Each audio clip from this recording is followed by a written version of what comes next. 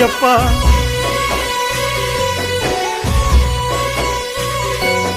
లోకాన పాపాలు పుట్టోలే వెరిగి మంచితనమే మాయమవుతున్నదో, కాలయము నీ ఓలే మనుషులే మారి పసిపిల్లలను కాటు వేస్తున్నారో, పసిపిల్లలను కాటు వేస్తున్నారో, పసిపిల్లలను కాటు వేస్తున్నారో.